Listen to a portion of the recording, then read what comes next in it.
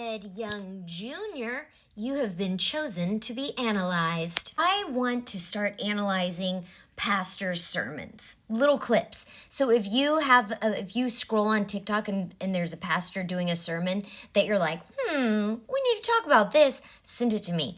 This is going to be fun. Maybe not for you, but this is chef's kiss for me.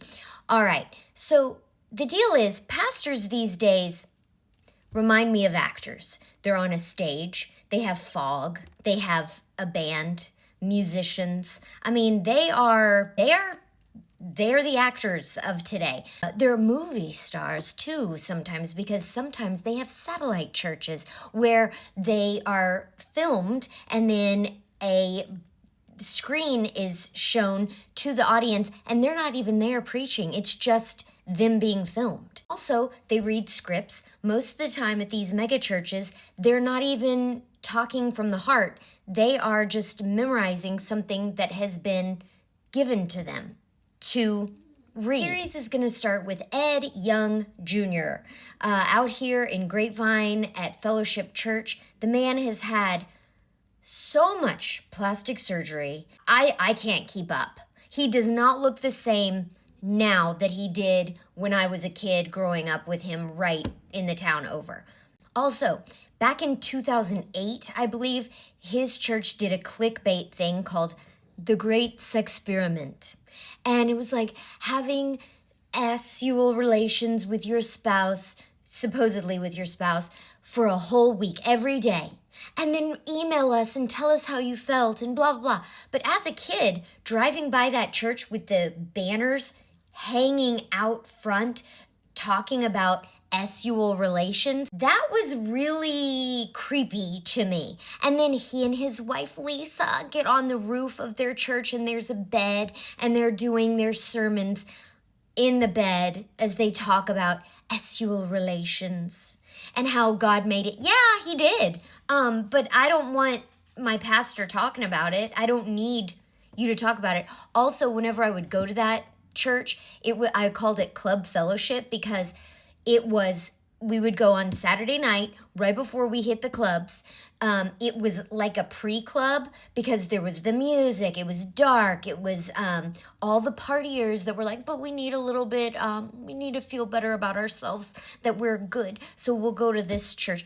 Completely superficial. I have nothing good to say about that church and any time that I went there. Also, cult vibes, because at the time that I went there, could be different now, but all the men looked exactly the same. We had the spiky hair, we had the Hawaiian shirt on, and then the cool jeans and our tennis shoes.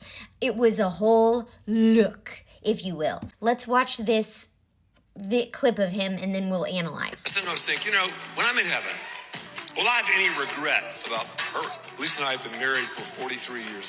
On our honeymoon, a generous friend gave us our honeymoon to Hawaii. This flight attendant walked up to us and he said, "Hey, are you guys on your honeymoon?" Because we were tied up like a bunch of boa constrictors. And I said, "Yes." He said, "Today is your lucky day. Come with me." And we pranced through coach. Opened the curtain. I had never flown in first class in my life. I'm going to tell you something. The food is better in first class. The service is better in first class. The restrooms are cleaner in first class. Not one time did I say, "Oh, Lisa, I miss Coach." No! I was in first class. When you get to heaven, it's going to be so spectacular, you're not going to go, "Well, I wonder what it's like sitting in the seats by the restroom." I've got notes, and these are the notes, and it's happening. Tell me if I'm wrong. I know you will. But he's trying to say that Earth is like Coach. I'm sorry, but I'm offended by that because God created Earth for you and me to enjoy, to figure out the secrets of the moon and the stars and the ocean depths. He wants us to enjoy every part of Earth. Earth is not Coach. Earth is not a dirty bathroom. Earth is beauty and joy and fulfillment. And also get your voice box cleaned out. How about that? Because there's a lot of gutturalness there. So take some honey, some tea, do something, throat coat before you get on and talk to the masses, because that gutturalness is unclean and I don't like it. The other thing is, why do you have to say that you're so sexual with your, we were tied up like boa constrictor? That's gross. I don't even want that visual. Ed Young does this all the time with his sermons, though. He doesn't connect anything, and then he puts out these Bible verses that don't make any sense with what he's talking about, or he takes one sentence from here and then another sentence from here and Frankensteins it together and makes it relatable to what he's talking about, when that is not the scripture. Ed Young, there are some things about you that I see that are offensive to me and my Christian faith, and I don't agree with how you see the world or God, and you might want to get some clarity of thought and really dig in on who God truly is, Mr.